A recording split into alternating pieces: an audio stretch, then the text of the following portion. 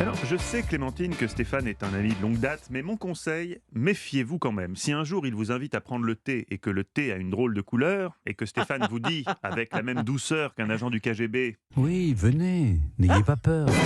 c'est qu'il en aura probablement marre de se faire humilier dans le quiz et qu'il aura décidé de vous faire une Navalny, comme on dit dans le petit milieu de l'espionnage. Restez donc toujours sur vos gardes avant de jouer à Burn to be Alive, notre célèbre quiz. Question numéro 1, elle est pour vous, Stéphane, comme d'habitude. Alors, dans Historiquement Vôtre, comme chez bon nombre d'historiens ici ou là, j'ai entendu des choses pas toujours sympathiques sur Mao. Et pourtant, grâce à lui, la sieste est inscrite dans la constitution chinoise. Vrai ou faux ? Dans la Constitution. Dans la constitution, comme je vous le dis.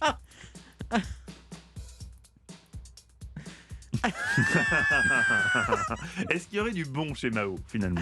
Non, ça fait pas très industrieux, non Oui, Stéphane c'est très possible qu'il avait demandé à ce qu'on marque une pause et qu'on fasse la sieste. Mais de là à l'inscrire dans la Constitution, que là, ils sont bien embarrassés, maintenant, si c'est dans la Constitution chinoise. Ah oui, c'est sûr. C'est gravé dans le marbre. Ouais, parce Surtout dans un pays où le travail est une telle... oui. Mais une telle c'est valeur. pourquoi pas, au fond. Ça C'est vous pas dans plairait, la cette Constitution corse, plutôt, non Alors, Vous ne allez nous vous fâchons fâcher. pas. Alors attention. Alors là, Oh parce là que là, nous, oh il a bon. du sang corse. Moi, j'ai hein, du sang le corse. Noël. Un cas. Ouais. Attention. Ouais. Je dirais oui. Vous Écoutez, avez envie oui, d'y croire. j'ai envie d'y Mais oui, croire mais parce vous que êtes- c'est une belle histoire. Évidemment, je n'en sais rien, je confesse. Mais je dis oui. Vous avez gagné. C'est quand vous ne savez rien que vous avez bon, Stéphane. C'est ça qui est fascinant. Fascinant avec vous. Oui, C'est riche d'enseignements, ce quiz. Hein. Alors donc c'est vrai, c'est l'article 43, ça date de la proclamation de la République populaire en 1949. Les travailleurs ont droit au repos pendant le travail si besoin. L'objectif est une meilleure productivité, bien sûr. C'est le shui ou jiao qui signifie évidemment le sommeil de midi. Enfin, essayez un Ouais. petit peu de suivre quand Ouais. même, Stéphane. Enfin, le Et sommeil pourquoi de midi? Parce que la sieste, souvent, c'est à la C'est- mi-journée. C'est D'accord. postprandial, Ah, il peut c'est pas faire la après le sieste n'importe déjeuner. quand Non, non plus. non. Faut pas exagérer quand même. Question numéro 2 pour vous, Clément. La sieste dans la Constitution, c'est excellent. La République du Tchad est une république autonome vis-à-vis de la France depuis 1958. L'année suivante, un drapeau est choisi et c'est exactement le même que celui de la Roumanie. Vrai ou faux ? Le drapeau du Tchad serait le même que celui de la Roumanie. Ce qui me paraît curieux, c'est que deux drapeaux aient pu, sur une longue période, être totalement identiques. On aurait voulu y remédier ou ajouter un symbole. Je verrais bien un drapeau identique à un détail près. J'ai du mal à imaginer que deux drapeaux puissent être totalement identiques. Ça serait très gênant pour les deux pays et très, très offensant, très humiliant. Je vais répondre faux. Vous avez gagné. Stéphane portera peut-être réclamation puisque vous auriez eu bon dans tous les cas. C'est à la fois vrai et à la fois faux. Alors, vous êtes certaine de marquer un point, Clémentine. C'est pas très équitable, mais Ah non, l'équité... non, c'est pas équitable. L'équité vient du cœur alors que la justice vient de la raison. Bref, Elle vient de loin, celle-là. le Tchad et la Roumanie ont le même drapeau composé de bandes verticales bleu, or et rouge, donc c'est vrai. Mais le bleu de la Roumanie est un bleu cobalt, là où celui du drapeau tchadien est un Exact. bleu indigo. Il est donc à la fois le même et pas le même.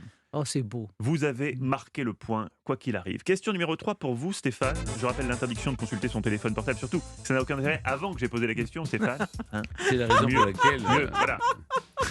Ça ne sert à rien d'anticiper en étant déjà sur Wikipédia dans les starting blocks au moment où je pose la question. Posez ce téléphone. 1889, Exposition universelle de Paris. La Tour Eiffel accueille ses tout premiers visiteurs. Parmi eux, Buffalo Bill. Vrai ou faux ? Oui, vrai. Ah, ça, vous y Oh, étiez. mais il est oui, venu à c'est- Paris. Ça paraît Je sais, curieux, mais vous la savez, c'est visite de comme Buffalo. Victor Et Hugo. Oui, Pardon, il est excusez-moi, venu, Stéphane. il est allé après à Thomery, chez Rosa Bonheur. C'est là où il a laissé son costume de Sioux. Je vous invite d'ailleurs, quand ça va rouvrir, à aller voir le costume de Sioux de Buffalo Bien Bill. sûr. Je pense mais que bien ça sûr. sera la première chose que je ferai quand Non, mais on vraiment, pourra- c'est un bel endroit. Tout à fait. Ouais, Ça c'est un fait bel longtemps que j'ai endroit. envie d'y aller visiter chez ce Catherine château. Oui, Brault oui. qui a racheté le château atelier de Rosa Bonheur. Voilà. J'espère en tout cas que vous avez bien répondu à cette Oui, question, parce parce que là qu'il vous était êtes là. vraiment affirmatif. Ah oui. Vous avez gagné. C'est gagné, Stéphane. Et oui, quelle culture. Gros succès dès le début pour la Tour Eiffel. 12 000 visiteurs par jour et pourtant les ascenseurs ne sont pas encore en service. Il faut monter les 1710 marches comme ça, à pied. Parmi les premiers courageux, donc William F. Cody, des cheveux longs, un large couvre-chef et des cuissards de fauve. Ce n'est pas Clémentine Portier-Kaltenbach, mais bien Buffalo Bill qui a Mais par gravi contre, les Clémentine marches. Portier-Kaltenbach peut vous raconter qu'il reste un piston de l'ascenseur originel de la Tour Eiffel qui est régulièrement graissé avec du saindoux belge avec un guipon qui est une sorte de pinceau qui sert pour l'accastillage des bateaux. Et ça, pour moi, c'est un mystère absolu. Pourquoi est-ce qu'on ne peut pas graisser le piston de la Tour Eiffel avec du saindoux français? Je vous pose la question, je la laisse... Et pourquoi un piston? Et c'est pas tous les pistons, ils Non, sont pas parce qu'il graissés y en en a même temps? d'autres qui sont... Il reste un piston hydraulique, les autres doivent être maintenant, j'imagine, électriques. Mais il reste un très ancien... Vous me direz dans quel ascenseur c'est le piston ancien que je l'évite, au cas où. Question numéro 4, elle est pour vous Clémentine, attention, elle va vous départager. Les combinaisons spatiales d'Apollo 11 ont été conçues par Playtex, le roi du soutien-gorge américain. Vrai ou faux? Playtex. Écoutez, qu'un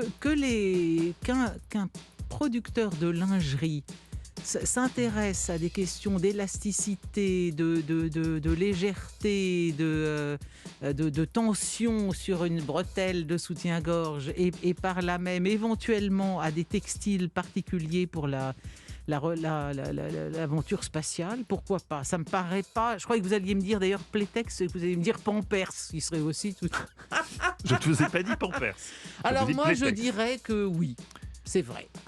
Vous avez gagné. Et vous recollez au score. 2 partout, magnifique. Alors, Ça c'est vous vrai, plaît c'est pour la vrai. 5e Oui, question? ça m'arrange, oui, effectivement. Et c'est encore le cas aujourd'hui, figurez-vous. Ils sont conçus, donc, ces combinaisons spatiales par une filiale de Playtex.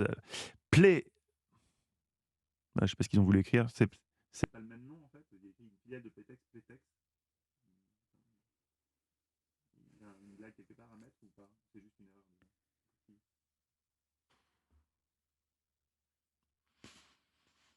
Ah, d'accord. Et c'est encore le cas aujourd'hui. Ils sont conçus par une filiale de Playtex, des soutiens-gorge en dentelle, mais donc aussi des soutiens-gorge sans armature, des cœurs croisés, mais aussi des airbags pour des modules d'atterrissage pour les futures missions sur Mars. Ah C'est une oui. entreprise qui a su se diversifier et c'est important. Question numéro 5, la question de rapidité. Stéphane, vous êtes prêt? Je suis prêt. Alors attention, je vais vous le dire tout de suite. Clémentine part avec une longueur d'avance vu qu'elle a écrit les questions du Trivial Poursuite sur Paris. Si à Paris, dans le premier arrondissement, vous allez dans le quartier des Halles. Alors, ne vous excitez pas. Je rappelle le principe, vous attendez bien que j'ai énoncé toutes les propositions. Regardez son œil tort. Dans le quartier des Halles, Stéphane, Oui. vous pouvez vous balader dans la rue du Pélican. C'était Oui. sous Saint-Louis, un haut lieu de la prostitution. Comment s'appelait cette ruelle à cette époque? 10 propositions. Quoi? 10 propositions. La rue Chasse-Minette, la rue des Priapes, la rue du Service 3 pièces, la rue des Popoles, la rue du Poil au con, la rue des Thermomètres à moustache, la rue des Jésus, la rue des Grands Chauves, la route des Biroutes ou le champ aux asperges. Poil au con. Stéphane? Redites-moi les premiers parce que je. La rue Chasse-Minette, la rue des Priapes, la rue du Service 3 pièces, la rue des Popoles, la rue du Poil au con, la rue des Thermomètres à moustache, la rue des Jésus, celle des Grands Chauves, des Biroutes. Bon, pour pas dire la Ou même des chose, je asperges. dirais le champ des asperges. Ça vous aurait plu le champ des asperges? Eh oui, mais non. C'est une victoire de Clémentine Bravo. Portier-Kaltenbach qui le savait, donc Oui, bien sûr. visiblement Alors vous je étiez le au courant. savais parce que c'est Poil au con qui a donné Pélican naturellement. On n'est pas allé chercher très loin si vous voulez. Mais Ça aurait- oui. je Ah, m'attendais. mais Ah bah, j'avais pas Ouais, compris, ouais, moi. ouais. Pourtant, c'est moi qui fais les Voilà, questions. nos aïeux avaient le sens de l'humour, si vous Ah voulez, ouais. sans vouloir trop dénaturer les noms des rues, ils les modifiaient simplement un peu. Il y a une rue pas loin aussi qui est devenue la rue du Petit Musc, qui Et c'était s'appelait quoi? initialement la rue de la Petite Imuse. Vous voyez, la pute s'y balade en gros.